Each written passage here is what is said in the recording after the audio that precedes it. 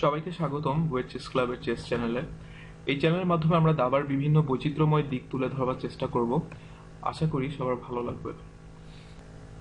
আজকে আমরা American chess player পল মরফির খেলা নিয়ে আলোচনা করব। পল মরফি প্রথম যিনি আধুনিক দাবার কলাকৌশলকে আমাদের সামনে উপস্থাপন করেছেন। পল মরফি ঊনবিংশ শতকে তার খেলাগুলোর মাধ্যমে দ্রুত ডেভেলপমেন্ট এবং সেন্টার দখলের গুরুত্বগুলো আমাদের সামনে তুলে ধরেন। বর্তমান সময়েও তার খেলাগুলোকে অত্যন্ত গুরুত্বের সাথে স্মরণ করা হয় এবং দাবার উন্নয়নে এই খেলাগুলোর গুরুত্ব খুবই তাৎপর্যপূর্ণ। আজকে আমরা পল মরফি এবং কার্ল আইসওয়ার্ডের মধ্যকার একটি খেলা দেখব। এখানে পল মরফি সাদা এবং কার্ল আইসওয়ার্ড কালো, এবং খেলাটি হয়েছিল 1858 সালে, আজ থেকে প্রায় 150 বছর আগে প্যারিসে। পল মরফি ই4 এর মাধ্যমে আমরা দেখতে পাচ্ছি সাদা তার সেন্টারে দখল নিল এবং সেই সাথে তার বিশপ এবং কুইনের জন্য ডায়াগোনাল ওপেন করলো।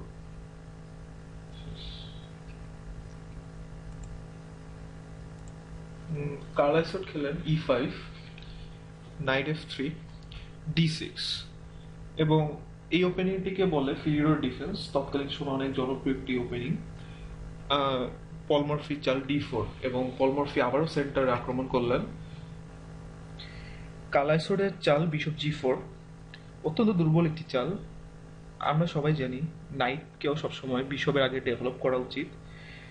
এই খেলা থেকে আমরা দেখতে পাবো পল মরফি কিভাবে বিশপ G4 এর ফলে সুবিধা অর্জন করে। বিশপ G4 এর পর পল মরফির চাল D takes E5। কার্ল আইসওয়ার্ড খেলেন বিশপ টেক্স F3। আমরা সবাই দেখতে পাচ্ছি যে বিশপ F3 এর বদলে যদি কালো D takes E5 করে, তাহলে সাদার চাল queen takes D8, king D8 এবং নাইট E5। আমরা দেখতে পাচ্ছি নাইট E5 এর ফলে সাদা একসাথে bishop on G4 R F7 পনকে আক্রমণ করছে এবং সাদা একটি পন আপ। সো এই পজিশনটা সাদার জন্য উইনিং। পল মরফির চাল কুইন টেক্স F3। প্রথম বিশ্ব চ্যাম্পিয়ন উইলিয়াম স্টাইনেস এই গেমটি যখন অ্যানালিসিস করেন, তিনি একটি ইন্টারেস্টিং ভ্যারিয়েশন দিয়েছিলেন। তিনি প্রপোজ করেছিলেন কুইন F3 এর বদলে G takes F3 করতে। G takes F3, D takes E5, queen takes D8, king takes D8 এবং F4। তার প্রপোজাল ছিল এই এন্ড গেমটি খেলা, যেখানে সাদা ডাবল বিশপ এবং কালোর রাজাটা একটু দুর্বল অবস্থানে, এবং তিনি একটা স্যাম্পল ভ্যারিয়েশনও প্রোভাইড করেছিলেন, যেমন F4 এর পর night F6, F takes E5, night text E4 এবং বিশপ G2। একই সাথে কালো নাইটকে আক্রমণ করছে এবং একটি লম্বা ডায়াগোনাল কিন্তু সাদা কন্ট্রোল করার চেষ্টা করছে এখানে, এবং বিশপ G2 পর night C5 only move, B7 পরকে প্রোটেক্ট করতে হবে এবং B4, এবং দেখা যাচ্ছে কালো ইভেন্চুয়ালি তার B7 পর হারাচ্ছে এবং তার পজিশন যথেষ্ট খারাপ। সো পল মরফির চাল queen F3, D takes E5, bishop C4। একই সাথে আমরা দেখতে পাচ্ছি কালোর F7 পনের উপর প্রেসার এবং একটি মেড থ্রেড সাদা দিয়েছে, এবং কালোর এখানে অনেকগুলো অপশন আছে, যেমন খেলাই হচ্ছে knight F6। American world champion Bobby Fischer Paul মরফির মতোই সিমিলার দুইটি গেমে পজিশন পেয়েছিলেন, একই রকম পজিশন, এবং দুটি গেমই ছিল সাইমালটেনিয়াস চেস এক্সিবিশনে। এখানে ফিশারের অপোনেন্টরা খেলেছিল কুইন F6 দুজনই, এবং ফিশারের চাল ছিল কুইন B3। এগেন B7 পনের উপর প্রেসার এবং F7 এর পনের উপর প্রেসার, এবং অনলি মুভ কালোর B6। বয় ফিশার চাল নাইট C3। আইডিয়া D5 স্কোয়ারে এসে কালোর কুইনকে সরিয়ে এবং দেয়া এবং F7 পনের প্রেসার সৃষ্টি করা। সো কালোর অনলি মুভ C6। এরপর বয় ফিশারের চাল ছিল বিশপ G5, একটি অসাধারণ চাল, এবং চালের উদ্দেশ্য হচ্ছে কালোর কুইনকে ডাইভার্ট করা F7 পনের ডিফেন্স থেকে। এবং আমরা দেখতে পাচ্ছি কালোর সম্ভাবনা আছে যে খুব সহজেই কালো কিন্তু বিশপ G5 টেক্স করতে পারে কুইন দিয়ে, কারণ G5 এর বিশপটি হচ্ছে আনপ্রোটেক্টেড। কিন্তু আর যদি কালো সাদার বিশপটি টেক্স করে কুইন G5, তাহলে আমরা দেখতে পাচ্ছি F7 স্কোয়ারটা উইক হয়ে যাচ্ছে এবং সাদা তার সুবিধা নিতে পারে। কি হবে? Bishop takes F7 check, king D8 এবং বিশপ G8। এবং ভ্যারিয়েশন শেষে আমরা দেখতে পারি সাদা তার পিসটি রেগেইন করলো নাইট টেক্স করার মাধ্যমে, এবং সাদা একটি পন আপ, এবং white is winning. So bishop G5 এর পরে ফিশারের দুইজন অপোনেন্টই খেলে কুইন জি6, F7 পয়েন্টকে প্রোটেক্ট করছে এবং অদূর ভবিষ্যতে হয়তো সাদার জি5 বিশপকে টেক্স করবে F7 পয়েন্টের ডিফেন্স দেওয়ার পরে। সো কুইন জি6 এর পর সাদার চাল হচ্ছে রুক D1 এবং থ্রেট হচ্ছে D8 এ রুক D8 চেক মেট। সিমিলার পজিশনে যদি সাদা ক্যাসলিং করে এবং একই রকম থ্রেট দেয় D8 এ মেট, এক্ষেত্রে এটা সম্ভব না, কারণ কুইন টেক্স জি5 এর পর এখন কিন্তু চেক, এবং চেকের পর সাদার কিং যখন সরে যাবে তখন কুইন জি6 এর মাধ্যমে আবারও কালো তার F7 এর পনের ডিফেন্স দিবে এবং সাদা একটি পিস ডাউন এবং কালোর পজিশন উইনিং। সো কুইন জি6 rook D1 knight D7, Fischer একজন অপোনেন্ট নাইট D7 দিয়ে প্রোটেক্ট করে D8 এর মেটের এগেইনস্টে। সো এখানে ফিশারের চাল bishop takes F7 check, queen F7, এবার queen F7 check, king F7 এবং রুক D7 চেক। এবং একইভাবে সাদা তার পিসটি রিগেন করলো, স্যাক্রিফাইস করা পিস, এবং সাদা একটি পন আপ এবং উইনিং এন্ড গেম, এবং কালোর কিং খুবই দুর্বল অবস্থানে। সো নাইট D7 এর বদলে যদি বিশপ E7 দিয়ে থ্রেটটা ঠেকানোর চেষ্টা করে কালো, সেক্ষেত্রে bishop text E7, night text E7।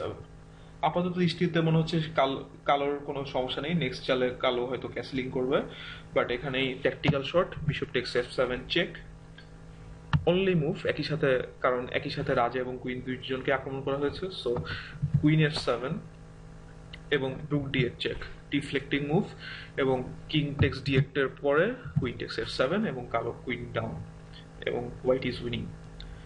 So আমরা দেখতে পাচ্ছি পল মরফির খেলার সাথেই খেলার একই রকম পজিশন, একই রকম সিমিলারিটি এবং রেজাল্টও একই। বয় ফিশার এই খেলাতে জয় অর্জন করতে সক্ষম হয় এবং একটি অ্যাটাকিং গেমের একটা প্রকৃষ্ট উদাহরণ কিভাবে কালোর দুর্বল রাজা এবং কালোর আনডেভেলপমেন্ট পিসগুলার সুবিধা নিয়ে সাদা একটি মেটিং অ্যাটাক, এবং মেটিং অ্যাটাক মেট না পেলেও এখানে queen up. So white is always winning in this variations. ফিরে আসি মূল খেলায়। এখানে কালো চাল night F6, Murphy queen B3, এবং আমরা দেখতে পাচ্ছি এখানেই সাদা অলরেডি উইনিং অ্যাডভান্টেজ পেয়ে গিয়েছে, কারণ সাদা একই সাথে F7 এবং B7 কে আক্রমণ করছে এবং দুটি উইকনেস একই সাথে ডিফেন্স করা খুবই দুঃসাধ্য কাজ, এবং white is already in a winning position. So কালাইসোডের মুভ কুইন E7, এটা ট্রিকি মুভ, কারণ এখন যদি সাদা কুইন টেক্স B7 করে তাহলে কালোর চাল queen B4 check, queen text B4 এবং বিশপ B4, এবং এর ফলে কালো তার কুইন এক্সচেঞ্জ করতে সক্ষম হয় এবং সাদার আক্রমণ এখানে অনেকটাই দুর্বল হয়ে এসেছে। সো কালোর যে ইনিশিয়াল ওপেনিং প্রবলেম এটি রিজলভ হয়েছে, তবে লক্ষণীয় যে এই পজিশনেও C3 বিশপ E7, কালো একটি পন ডাউন, এবং সাদার পক্ষেই সম্ভব আসলে এই খেলার থেকে জয়লাভ করা। হয়তো কালো এই খেলা থেকে ড্র করতে সক্ষম হতে পারে যদি কোনো ডিফেন্সিভ রিসোর্স খুঁজে পায় বা খুব ভালো ডিফেন্সিভ স্কিল প্রদর্শন করে, এবং এখানে আমরা দেখতে পাচ্ছি সাদার পনসটা অনেক ভালো কালোর থেকে, এবং কালো সর্বোপরি একটি পন ডাউন। সো কুইন E7 এর পরে পল মরফির চাল নাইট C3, আইডিয়া D5 এবং B5 এর নাইটটি নিয়ে এসে কালো রাজাকে আরো আক্রমণ করা। সো পল মরফির অপোনেন্ট কালাইসোডের চাল C6, এবং C6 এর ফলে কালো তার B7 পনটিকে প্রোটেক্ট করলো কুইন দ্বারা, এবং D5 এবং B5 স্কোয়ারকেও সে প্রোটেক্ট করলো। বিশপ G5 একটি ডেভেলপমেন্ট মুভ এবং একটি অ্যাটাকিং মুভ, এবং এই বিশপ G5 এর ফলে কালো নাইটটি পিন হয়ে গেল, মানে কালো নাইটটি এখন সরতে পারে না, বিকজ কালো নাইট সরলেই কুইনকে আক্রমণ করবে বিশপ, এবং বর্তমানে পজিশনটা একটা জুগজং টাইপ পজিশন বলতে পারবো, কারণ এখানে কালোর কোনো সুবিধাজনক কোনো ডেভেলপিং মুভ নেই, কারণ আমরা দেখতে পাচ্ছি যে B8 এর নাইটটি D7 আসতে পারে না, কারণ B7 অরক্ষিত। F8 এর বিশপ এখন পর্যন্ত ডেভেলপ করা সম্ভব হয়নি, এবং কালোর প্রত্যেকটি পিস দুটি রুক নাইট বিশপ এখনো ফার্স্ট র্যাঙ্কে।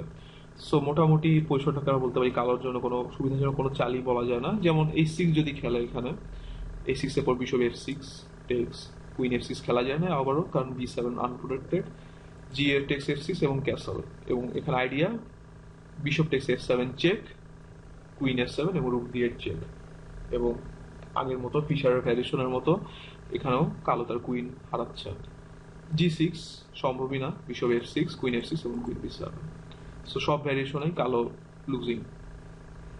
সো কাল আইসোলেটেড চাল b5, আইডিয়া সাদার আক্রমণাত্মক বিশপটাকে সরিয়ে দেয় এবং পরবর্তীতে নাইট d7 এবং b6 এর মাধ্যমে হয়তো ডিফেন্সিভ রিসোর্স বের করা এবং হয়তো কিং নিয়ে কুইন সাইডের দিকে সরে আসা। তবুও এটা খুবই রিস্কি, কারণ কুইন সাইডের পয়েন্টগুলো অনেক সামনে আগানো এবং সাদা সহজেই এই অরক্ষিত কিংকে আক্রমণ করতে পারে। তবুও যাই হোক না, হয়তো নাইট d7 এর মাধ্যমে, ডেভেলপমেন্টের মাধ্যমে কালো একটু ডিফেন্সিভ রিসোর্সগুলো খুঁজে পাবে।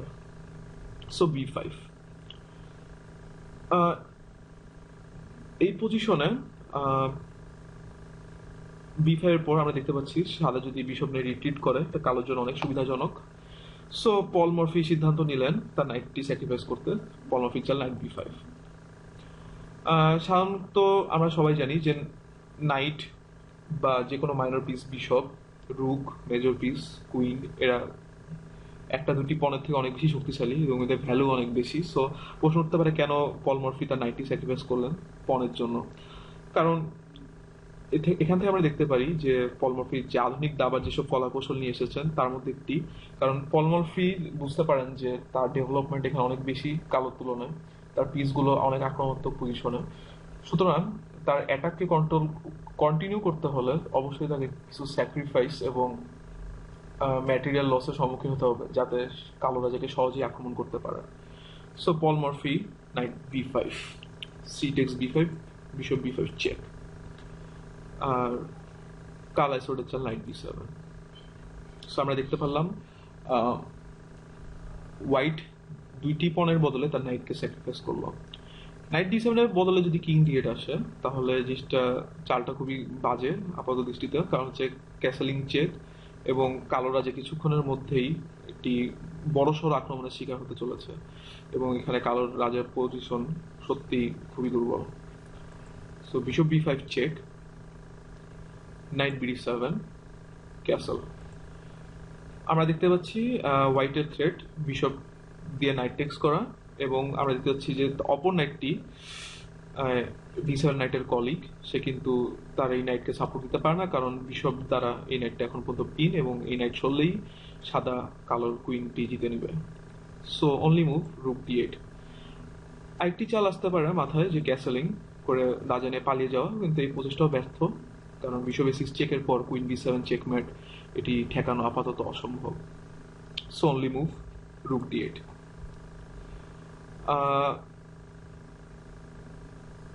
এখন প্রশ্ন, সাদা কিভাবে তার অ্যাটাকটি কন্টিনিউ করবে। আপাত দৃষ্টিতে অ্যাটাকিং পিস সবাই অপটিমাল স্পটে, কিন্তু বাকি আছে শুধু কর্নারে h1 রুকটি। সো এটাকেও খেলা আনা জরুরি। সো মরফি সিদ্ধান্ত রুক টেক্স d7, একটি ডিফেন্সিভ পিসের অপসারণ এবং h1 এর রুকটিকে খেলায় নিয়ে আসা।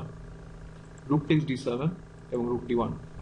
এবং আমরা দেখতে পাচ্ছি হোয়াইটের শেষ পিসটি খেলায় চলে আসলো এবং লক্ষণীয় কালো কিন্তু এই রুকটি টেক্স করতে পারে না, বিকজ বিশপ দ্বারা রুকটি পিন্ড। So রুক d1।